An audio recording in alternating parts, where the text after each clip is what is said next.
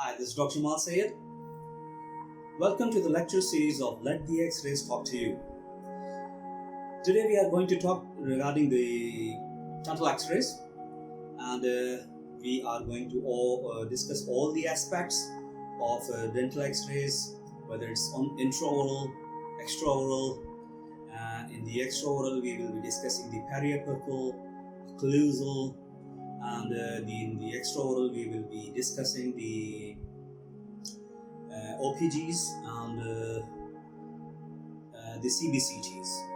So this lecture, this one is related to the basic knowledge of the X-ray, what is an X-ray, and how it is produced, and what are the normal anatomy landmarks beside the X-rays, how they look like, all these structures, and what we see on the X-rays, whether it's periapical or lateral or OPGs or CBCTs.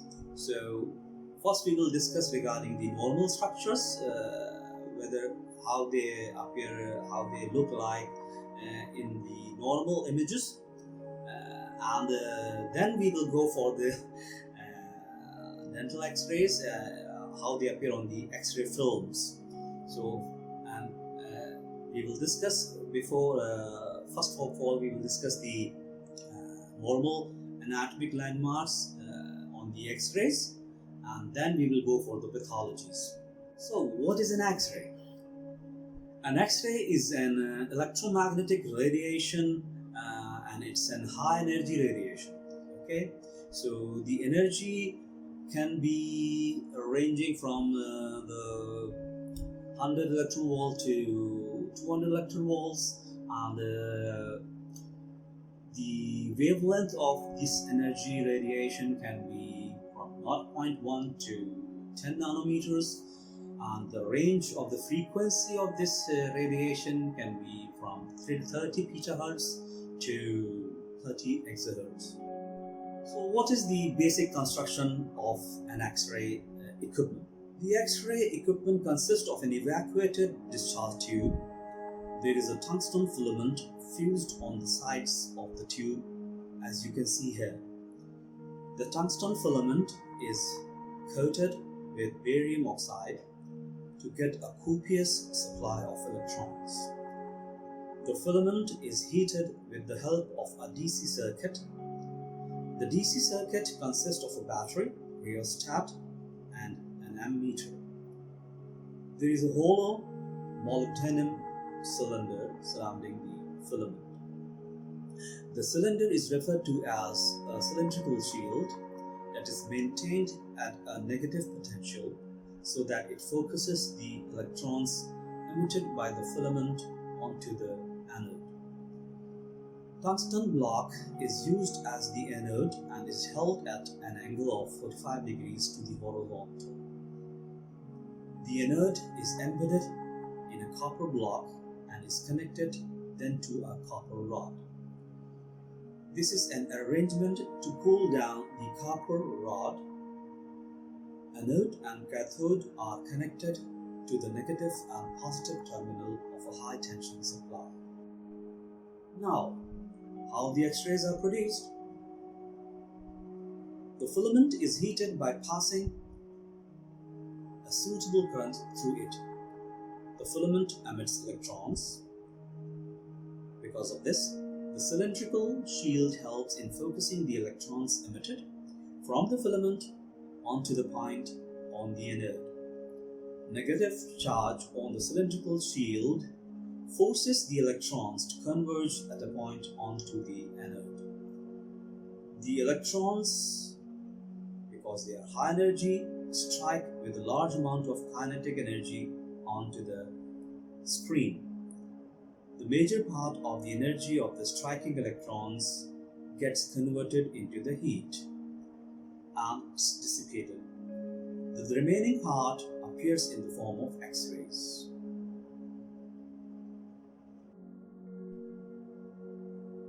how the X-ray appears or how the structures on the X-ray appears. X-ray is an imaging technique and it creates the pictures of the inside of the body. And if you talk about the dental X-rays, it will capture the teeth, mandible, maxilla, sinuses, head and neck. So when an X-ray hits the head and neck structures or the structure of our body, this will give you two type of images, and you can say two colors of that image. Some images will appear black and some images will appear white, and some will appear in between in the shades of darker shades of gray or lesser shades of gray, towards white or towards black.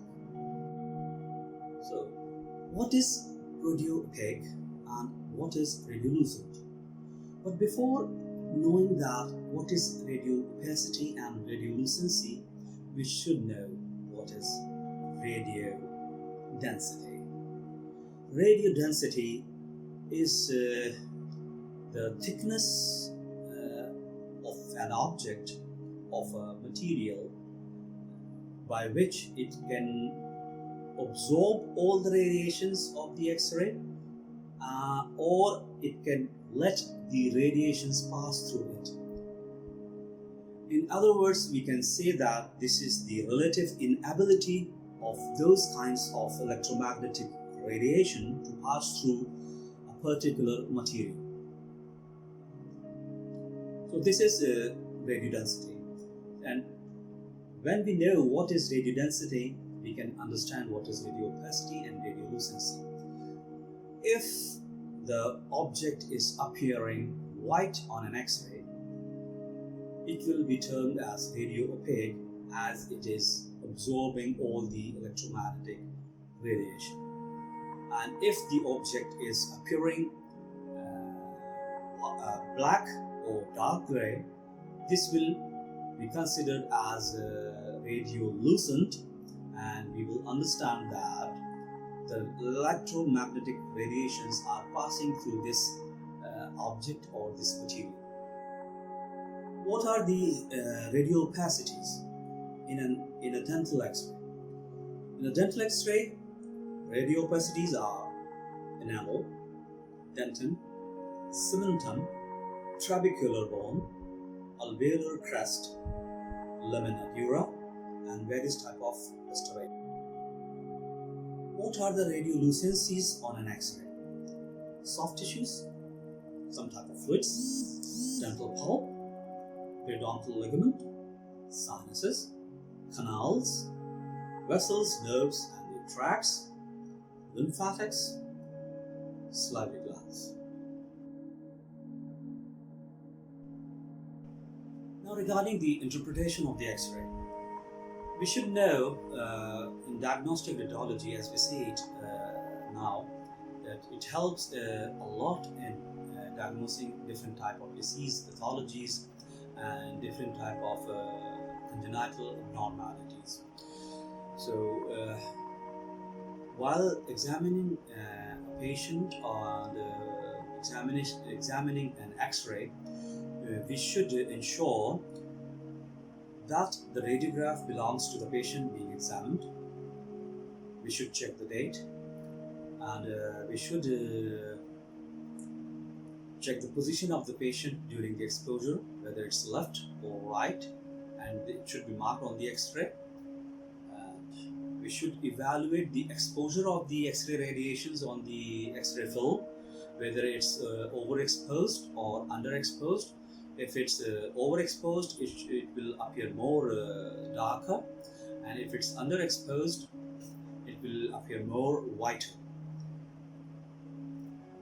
So every shadow, every white color and black color on the X-ray should be evaluated to determine whether it is a feature of normal anatomy or a composite structure formed by superimposition of structures, an artifact produced by inaccurate positioning of the X-ray film, and the last, a pathologic lesion. But we should sort out or rule out first all the three points. Röntgen signs. Okay, this terminology is used for the description of radiologic abnormalities of tissues, organs, objects such as the changes in the size of an organ or structure, the variation in contour or shape, the variation in the number of organs. Many organs or structures may be present in increased or decreased number or absent completely. For example, supernumerary teeth, absence of a tooth or some other tissue or organ. Sometimes there is change in the position of an organ or structure, such as ectopic presence of any tooth or any other structure in the oral cavity. So these are the Röntgen signs. Now we talk about the pitfalls in the interpretation of an X-ray. There are two basic pitfalls or problems regarding the interpretation of the X-ray. Number one, if the operator or the examiner or the evaluator of the X-ray is an inexperienced one, so he can mix the normal anatomy with some pathology. So this can be the misinterpretation of the X-ray. And the other one is more serious, because if someone is not going to the systematic approach to take an X-ray, so maybe he can misposition it, he is not taking the right angle to get the X-ray. So these are the two problems basically in which we get the wrong interpretation, or you can say that we get the if the X-ray is normal, but we diagnose it as some abnormality or some disease. Now we will talk about the normal anatomy, how the normal structures appear if we see them on an image directly without an X-ray film. Okay. We will discuss the X-ray film afterwards. But what is the appearance of the normal structures? Well, here is an image showing teeth, mandible, maxilla, some nerves, some nasal bones, some bones of the head as well. So this is the image how a normal bone, nerve or teeth, mandible, maxilla appear. This is the frontal image. This will show you some muscles and some bony structures, and some nerves, some arteries. So these are the normal appearances of these structures when we see them in normal images. This is another image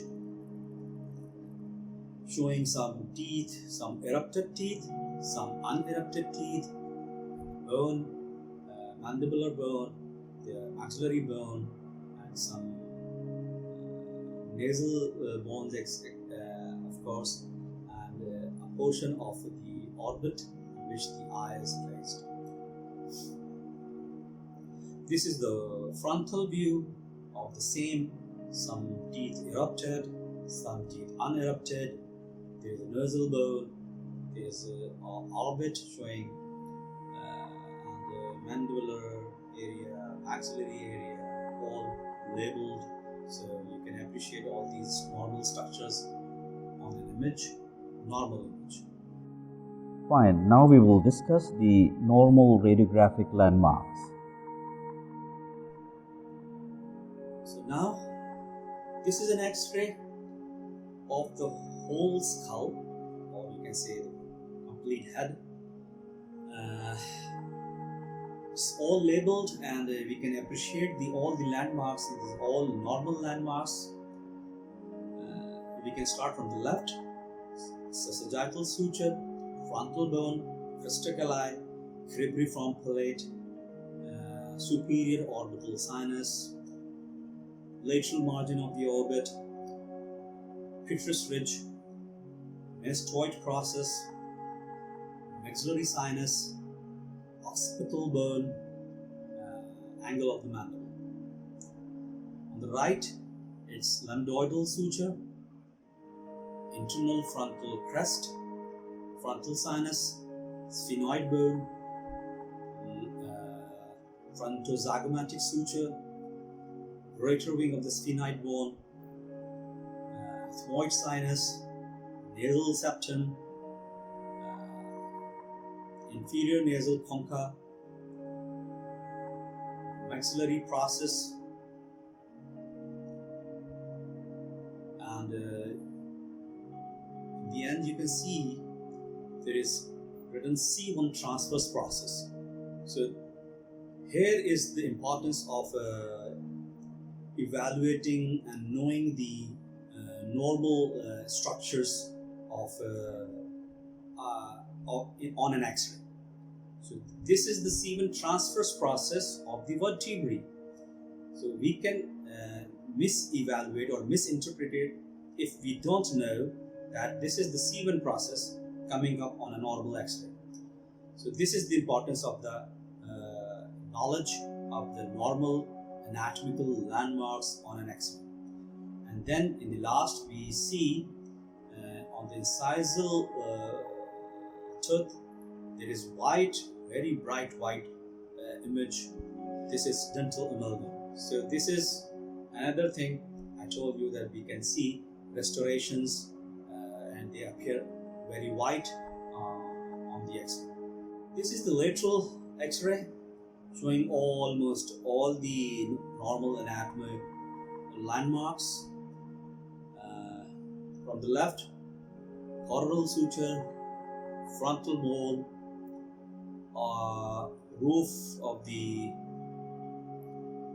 frontal bone, and glabella, frontal sinuses, ethmoid sinus, sphenoid sinus, maxillary sinus. You can appreciate very well on this X-ray. Palatine process of maxilla is very clearly coming up on this X-ray.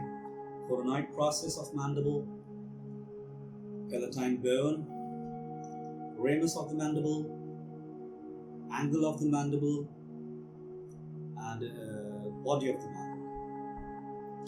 From on the right, grooves for the meningeal arteries is coming in the center, labeled. Then parietal bone. On the third labeling, it is sella turcica. Then we see the condyle of the mandible, lambdoid suture on the back of the skull, mastoid air cells. I told you that if there is air, sinuses, empty spaces, it will appear darker in image or dark gray. Occipital bone, external occipital protuberance, and then, as I told you in the previous X-ray, this is again the anterior arch of Atlas C1 vertebra. Then we see the axis of C2 vertebra, and then we see in the last the body of C2 vertebra. And another one thing, if you go on the mandible area, I cannot point out right now here with my cursor. So you can see a tooth over there in the mandible, and it is showing almost a white portion on the top. This can be an amalgam filling or any radiopaque filling. This is an X-ray showing the sinuses. So you can appreciate here that how the paranasal sinuses appear on an X-ray. The first one is frontal sinus, the second one is ethmoidal, third one is maxillary, and the fourth is sphenoidal. This is an OPG showing various anatomical landmarks. So we will start with 1. So you have to concentrate on the numbering. 1 is middle cranial fossa, 2 orbit, 3 zygomatic arch, 4 palate, 5 styloid process, 6 maxillary tuberosity, 7 external oblique ridge, 8 angle of the mandible, 9 hyoid bone, 10 glenoid fossa, 11 articular eminence, 12 mandibular condyle, 13 vertebra, 14 coronoid process, 15 pterygoid plates, 16 maxillary sinus, 17 is the earlobe, 18 mandibular canal. Again, you can appreciate this area. Canals, as I talk to you, the canal will appear more grayish or darker in appearance on the X-ray. 19th is the mental foramen, which is also it's a hollow space, and hollow spaces mostly appear more on normal radiographs. They appear black or dark gray. This is an X-ray of the palate from the left. It's labeled nasolacrimal canal, nasal septum in the center, lateral wall of the nasal fossa, anterior nasal spine. On the right, it's labeled maxillary antrum. It's very extreme, right. Inferior turbinate in the center, nasal fossa, almost center of the palate. Lateral wall of the nasal fossa, nasopalatine foramen. This is a periapical X-ray showing from the top right enamel, dentin, pulp, again pulp is dark, cementum, periodontal ligament, again radiolucent and dark, lamina dura, white, apical foramen, almost grayish. So these are the normal anatomical landmark appearing on periapical X-ray. So in the upcoming lectures, we will be discussing the periapical pathologies. We will be discussing the periapical X-rays. We will be discussing the OPG and their pathologies, and the CBCT, normal landmarks, and the pathologic landmarks, and how we will be going to diagnose through an X-ray any pathology or any congenital abnormality or any other problem. So until then, bye-bye.